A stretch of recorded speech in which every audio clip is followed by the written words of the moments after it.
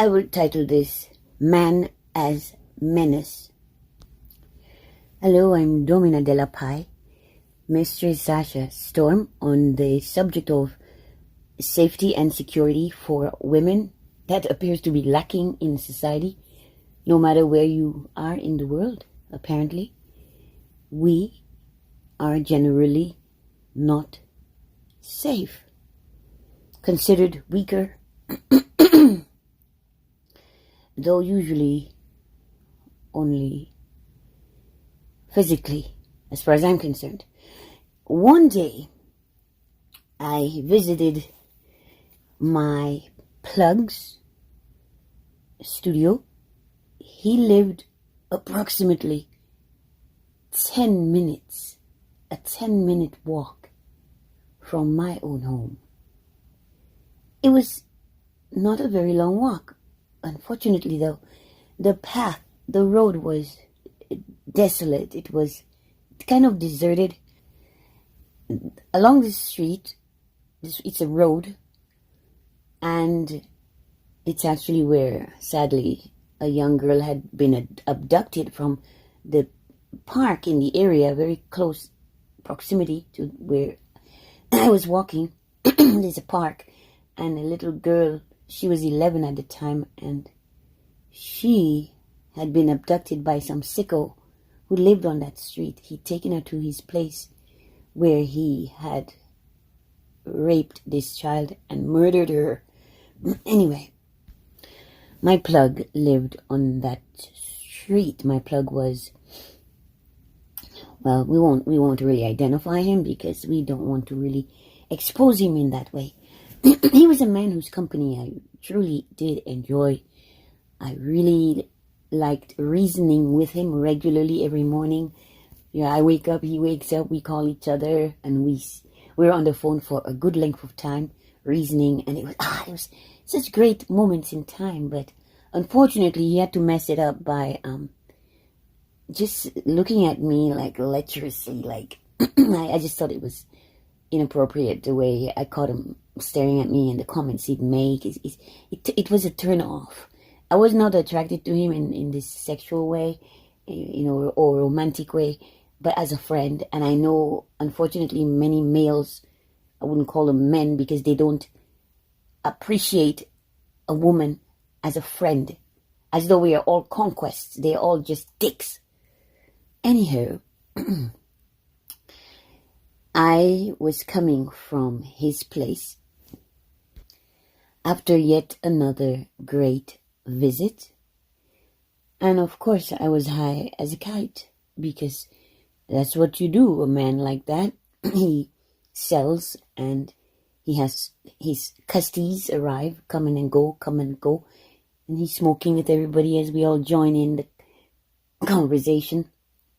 And it's good. It's a great atmosphere. You meet so many different types of people, and it's safe.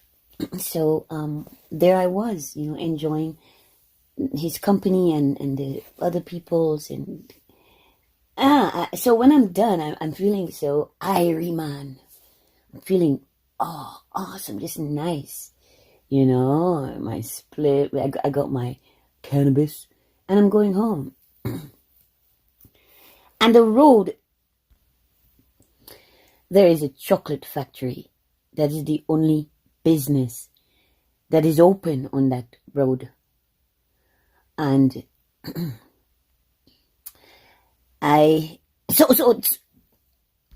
there's not much traffic, neither foot or auto.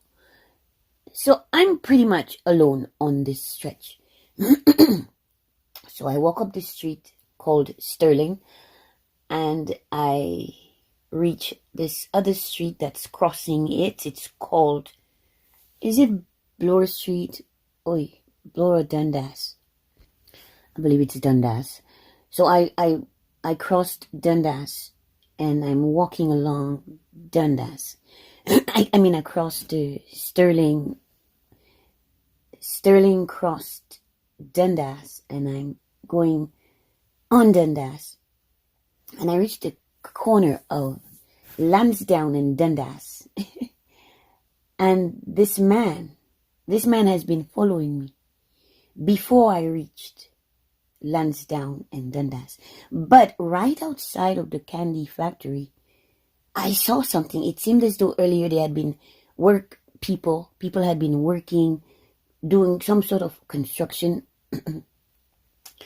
But there was a nail left there. It was obviously a nail used by workmen. And this nail, I mean, I had to take the nail because it was, to me, remarkable. It was long. I can say approximately 12 inches in length. And it was quite something to have. I was excited to have it, to see it, and I took it. It was just on the ground. So I thought, wow, they just leave that there. And then I thought, wow, that would be quite a weapon. And then I thought, no, not a weapon, but certainly I could use it in the dungeon. I could use this on clients, domination, BDSM, torture, and such, which is to me essential torture. So I'm not into the sadism of it. Pardon my clearing of the throat. I just made a bad decision to have a piece of cherry pie, which is probably one of my least favorite pies, but I just had a hankering for something, and there it was, cherry pie. I will probably never eat that again. I asked for strawberry rhubarb, and they sent me cherry. Anyway, the sugar, it's the sugar content and all the other crap in there, because it wasn't a vegan product, unfortunately. The vegan products I ordered didn't arrive. They were out of stock, and I was stuck with a freaking cherry pie. The damn crust, the top crust was raw, because although it appeared to be cooked, because it's directly on top of the cherry and whatever cornstarch mixture they made with all that sugar. Oh my God, it's nasty. And it's like it's steamed. It didn't really bake. So it was wet and nasty. And under the pie crust, same thing, soggy.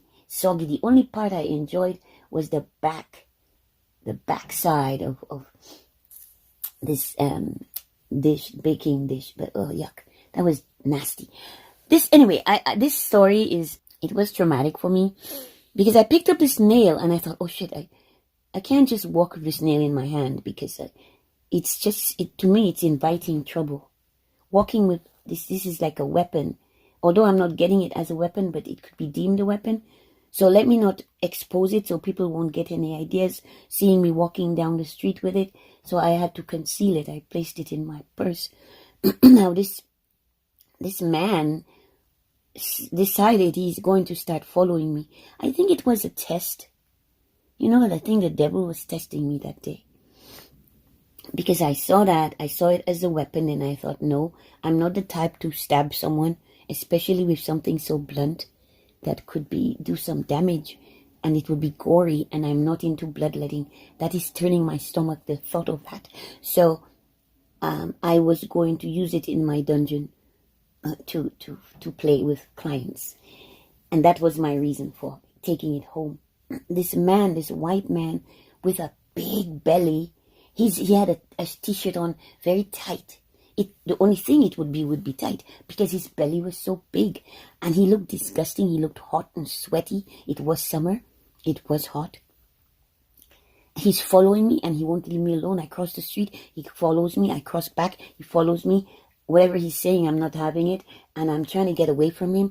But he is just disturbing my peace in the freaking street, Lansdowne and Dundas in Toronto. Outskirt of Parkdale. I called it Sparkdale because I smoked a lot of weed there.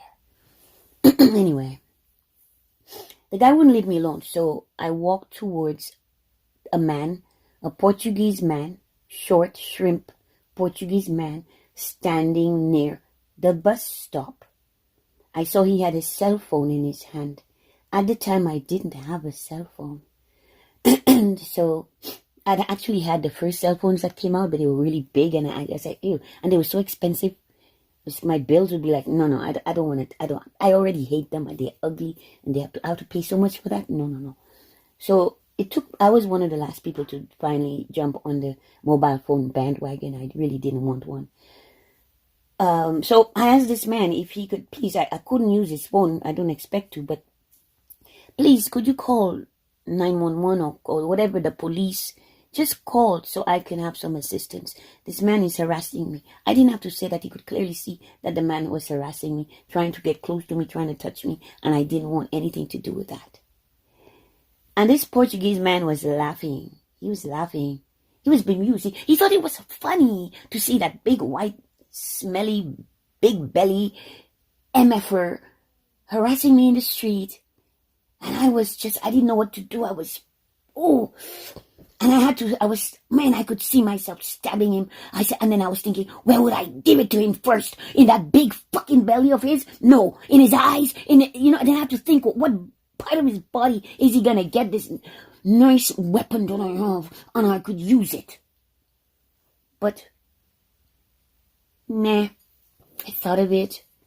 I thought I'm quite capable of giving it to that motherfucker who won't leave me alone. But I said, you know what? Then I don't want to deal with the police, the fucking prison system, the courts, the lawyers. No. I want nothing to do with a charge. Trying to defend myself from a piece of demon harassing me in the streets. I'm not disturbing anyone. And I could have stabbed him right in his eyes, in his nose, in his face.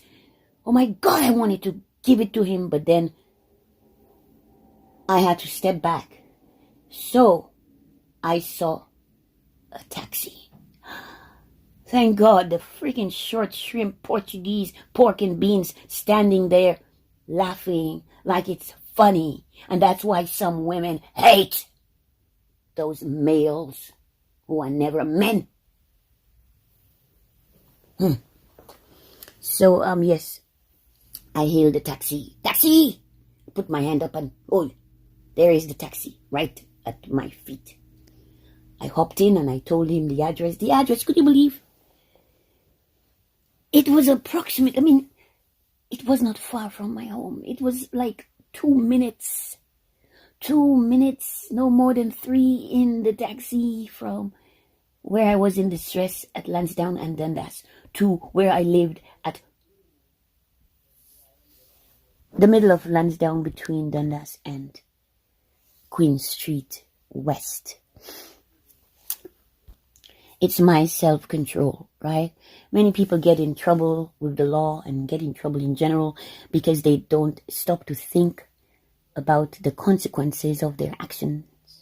This man was harassing me and I clearly felt that I would have been within my right to stab him, to hurt him, to do something, damn it. But then I thought, ew, this big belly. Can you imagine? Oh my God, this thing, blood and messing me up, touching me, spilling on me. I'm not into this satanic bloodletting shit. Okay? And I'm not a butcher. I'm trying to get to walk peacefully from my friend's home to my home, not barely a 10-minute walk. And there is a white man disturbing my peace. Okay? But we're the crazy ones. We're the angry ones. I'm giving you an example, a perfect fucking example of why we are angry and why you think we're crazy. You're driving us nuts, right? But guess what? No, I'm not crazy because I didn't stab him, although I could have. Thank you for listening. Please like, share, subscribe, comment or not.